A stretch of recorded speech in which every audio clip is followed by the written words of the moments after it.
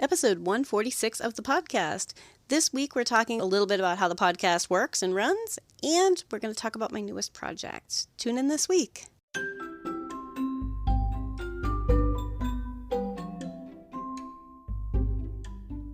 You're listening to the Creating Great Grooming Dogs podcast. I'm Chrissy Newmeyer-Smith. I'm a certified professional groomer, a certified behavior consultant for canines, a certified professional dog trainer, and the owner of Happy Critters in Nashua, New Hampshire.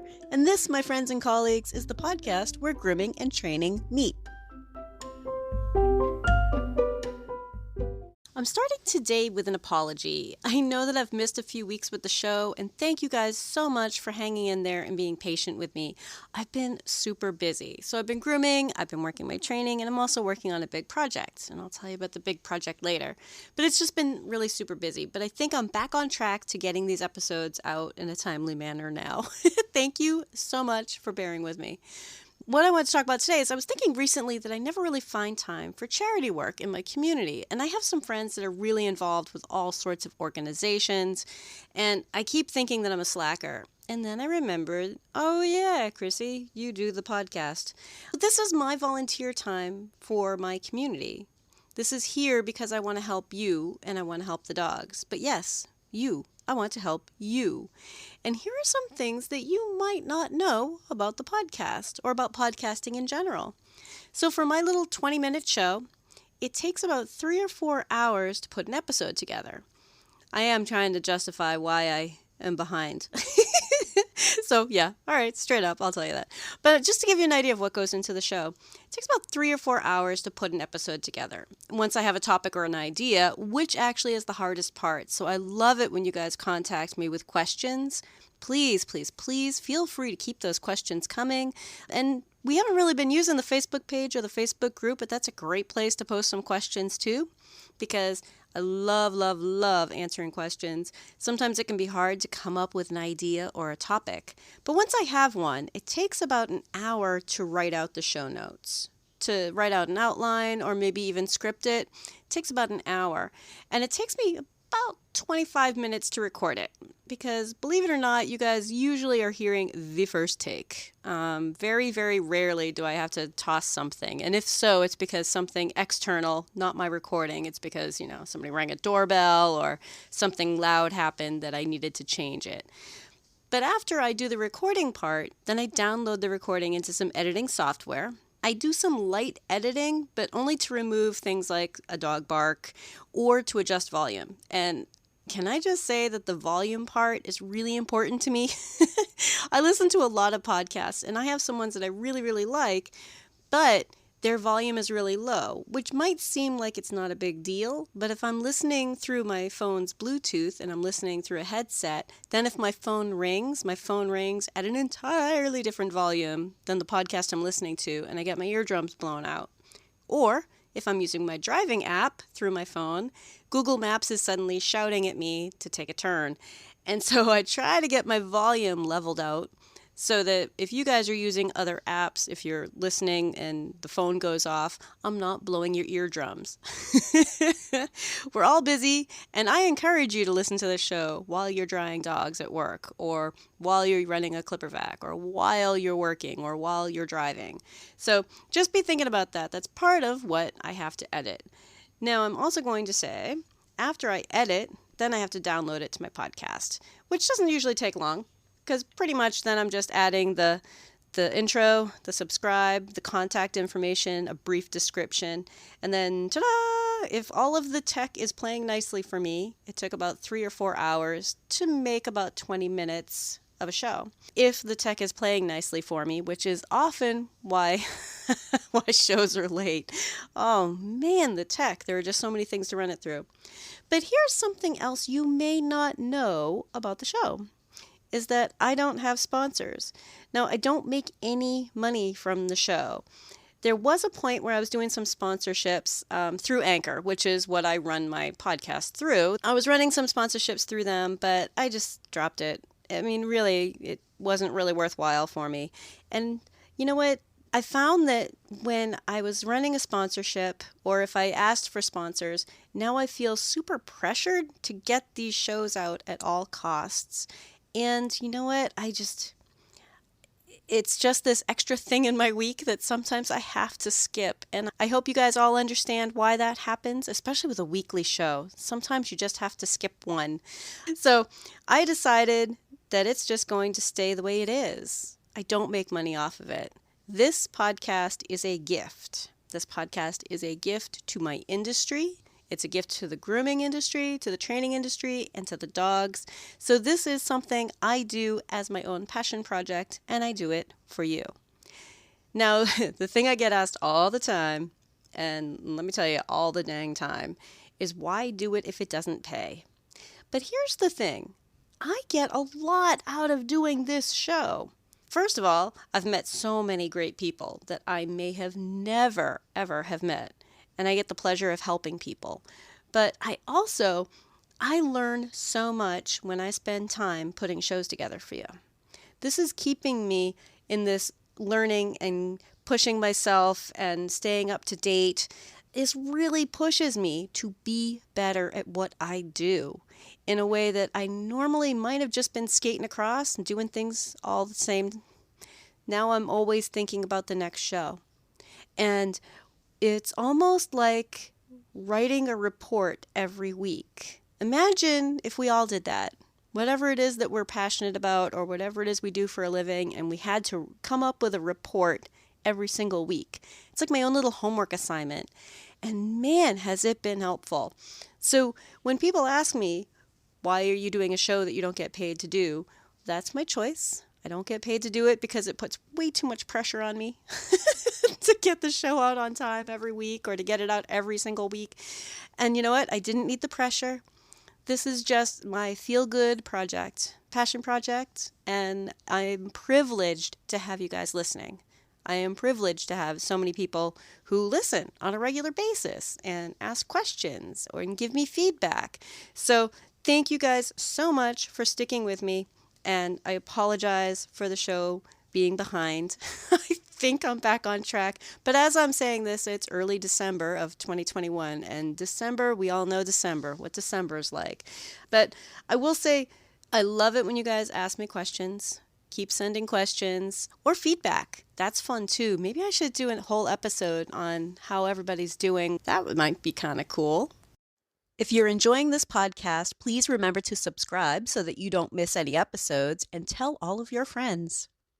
In the first part, I mentioned I have a project that I've been working on, and here's where I'm going to tell you about it. So people have asked me about a course, and I have one. I've made one through wholepetnh.com, so that's Whole Pet Grooming Academy in New Hampshire. And I haven't really mentioned this much, but I teach there 2 days a week. So I'm actually a hands-on teacher for people who are interested in becoming dog groomers and helping them become beginner groomers. But my online course is through them, and it's the Master Groomer Behavior Specialist course. And it's 4 different courses. They're sequential. They're entirely online because people ask me that. Well, what if I'm in another country? This is entirely online. 4 different courses, and each course is about 8 hours long. So it's an hour a week. 8 weeks in a row. And each course is a little bit different. They're going to build on each other, so they are sequential. But the first course is behavior and how it relates to grooming. It's a lot about prevention. It's a lot about understanding where the problems are arising, being able to talk to our owners, understanding our dogs a little bit better. The second course is basic handling skills, where we get into a little bit more about how to train. The third one is adding training to the grooming experience, where we're actually going to be doing a lot more training. We're going to be doing a lot more. And then the last one is advanced training techniques. And so that one's a little bit more about desensitization, counter conditioning, some real severe problems. My online course is not self-paced. Many people have self-paced courses, but this one is not. I really feel that behavior is something that we can't just memorize. We really need to hash it out. There's a logic chain that we kind of need to work on.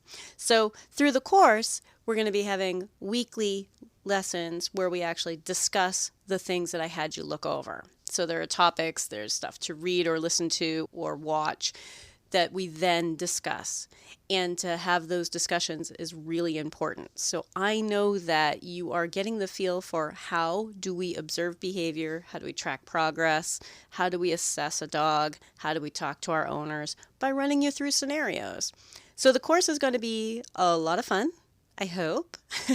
I am almost done with the first run of the first part of the course with my first students, which has been really, really fun, and at least fun for me. So hopefully you guys are interested in the course. If you are, wholepetnh.com. Just contact the school. You can go to the website. People are having trouble finding the information on the website, but it's one of the online courses. It's one of the diploma programs, and you can just contact the school and ask for information about it. It will be starting December 27th.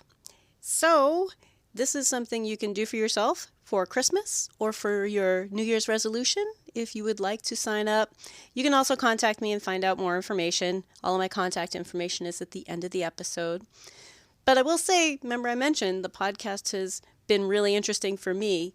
This is one of the doors that my podcast opened for me, is being able to teach at a school, being able to have this online course, to be able to speak at conferences, because I got the chance to speak at a couple of conferences, which is so much fun.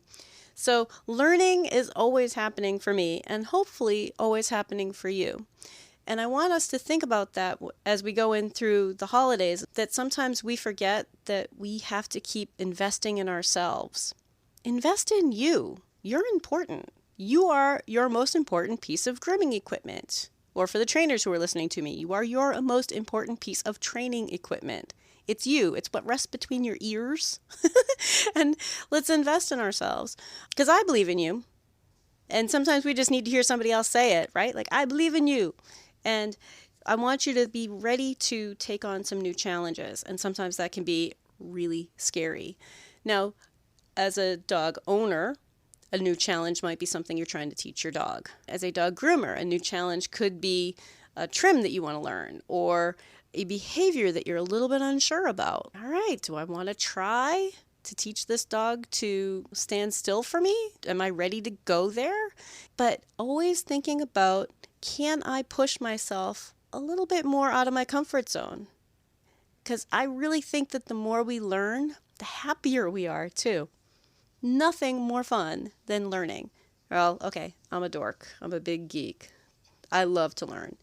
So as I was talking about before with the podcast, this is my passion project. And hopefully that comes off when I'm talking about my topic, because I really think that the grooming industry needs to learn more about behavior and training, and the training industry really needs to learn more about grooming.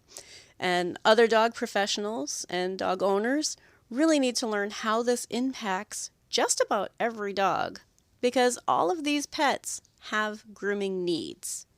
And the more we can think about that, the more we can prepare them for a better grooming session.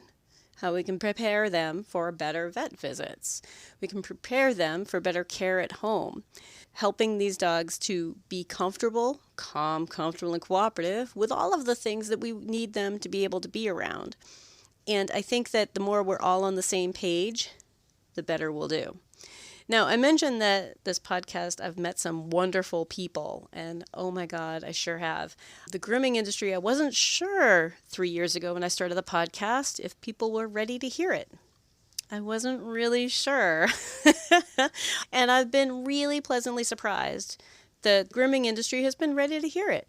There'll always be a couple people who aren't quite sure yet. They're like, I don't know, seems a little new agey wishy-washy. But generally, the grooming industry has been ready to hear it. As I focused in on the grooming industry, I've had a lot of great opportunities come up. So I'm going to ask of my listeners, I'm going to ask you guys, because if you don't ask, no one will know. I'm going to ask you guys, I'm looking for opportunities to talk to more trainers.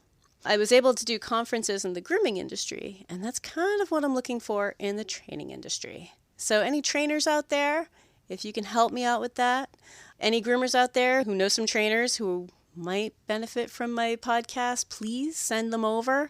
But I think the training industry is my next real focus, that I've got to get them on board too, because frankly, we all are part of these dogs' lives, especially in the beginning.